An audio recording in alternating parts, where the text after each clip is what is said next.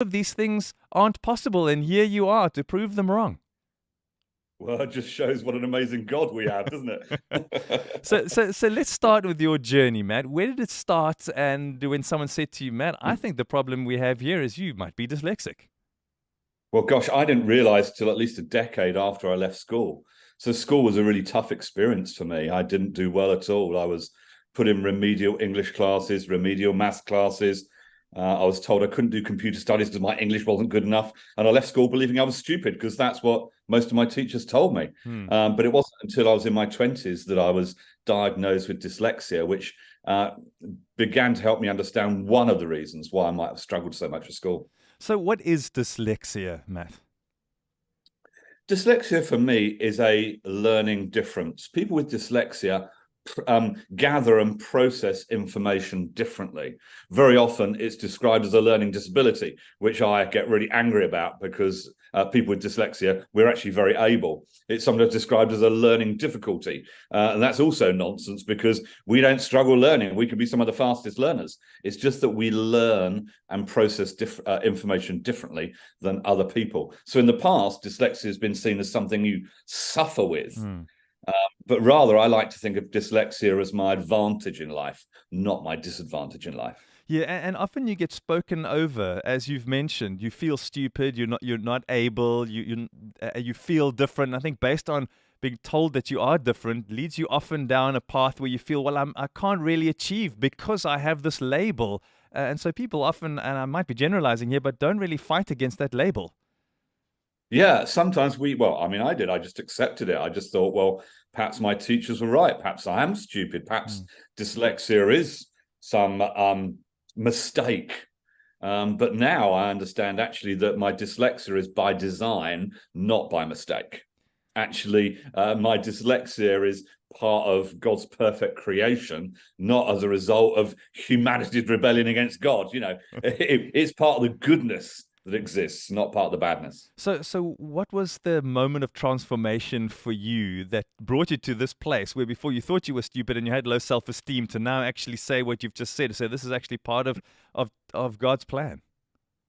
Yeah, well, it's a long journey. It took me years to overcome that belief I was stupid. Whenever I struggled to do something or I thought I failed at something, I'd just say, oh, Matt, it's because you're stupid. But I actually had to stop telling myself that.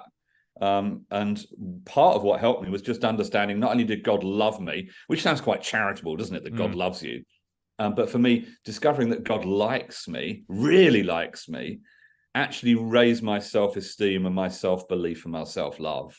And that was probably one of the most significant realizations I had. I think the second one was realizing that my dyslexia actually was my God-given gift, my superpower. Actually, it made me phenomenally good at certain things. I can think very, very fast because dyslexics, we think in pictures rather than words.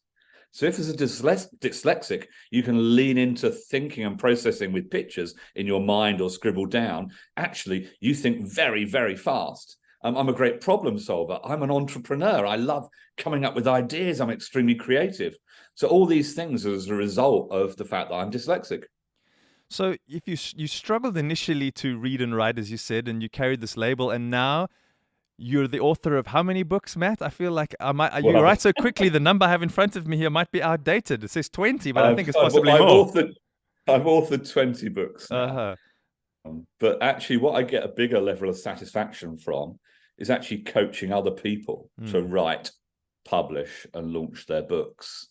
I get a huge buzz and fulfillment about helping other people overcome their barriers. It may be dyslexia, it may be something else, maybe just a lack of self-belief. I love helping people overcome those barriers and helping them write a book in 100 days. So I literally coach over 100 people a year to become globally published authors. So that's quite absurd, isn't it? From remedial English at school to author, coach, publisher, and publicist. It's topsy-turvy. I can see now why you called it a God-given superpower, because here you are going against what everybody would suggest or the label would suggest you're capable of. You're saying, well, look at me now.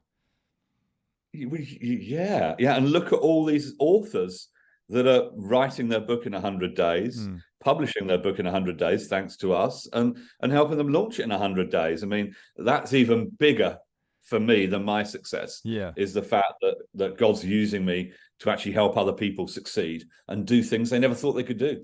So let's just bring in, there are two things I'm thinking. I wish we had more time, but I'm going to quickly rush through them. The first two things, I think the role of the church in this situation, and the role of, should be educators or people who diagnose kids with whatever it is. I mean, it feels like, have we come a long way since your day in school that's actually going to see us move forward and get rid of the label of negative, bad, stupid, and more?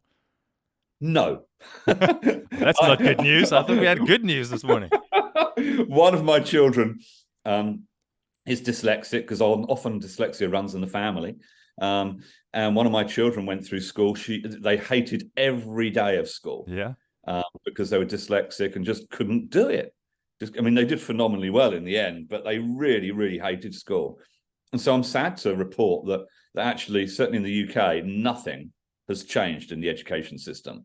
Still, whether you're clever or not is assessed by your ability to read, memorize, and regurgitate information in an essay or under exam conditions. And that is very clever if you can do it, but it is not the only way to demonstrate that you are smart. Yeah. And we need major reform in the education system to be diverse and inclusive of people with different cognitive abilities. And it's not just two tracks, academic and non-academic. It's kind of insulting. It's actually, can you read, memorize, and regurgitate? That's one way of assessing whether you're smart. But there are lots of other ways of assessing you're smart. And the ability to read, memorize, and regurgitate actually isn't that helpful in the real world. True. Actually, it's the other skills that you have in life that make the real difference. So I'm sad to report that the education system has not moved on. And part of my campaign this week during Dyslexia Awareness Week is to actually call upon leaders in education to reform education and to finally be inclusive of children with different ways of learning. And you said the church. Well, I think the church has got a huge opportunity to show God's unconditional love and likeness for people. That's what turned my life around. So the church has got a great role to play, but also in its own discipleship and learning and education. Sitting down and reading a book or sitting in rows and listening to sermons may not be the best way for everybody to learn and become a better follower of Jesus. Thanks so much for that, Matt. So we've got time for this morning. People who want to find out more about you, they say, hang on, I think there's a book in me too, just like there was in Matt. Maybe I also have 20 books in me, but I need a bit of help, and they want to connect with you and find out about your program and more. How can they connect with you, Matt? Wherever you are on your book journey, whether it's a vague idea or you've started writing, contact me at www.publishu.com. www.publishu.com. I would love to hear from you.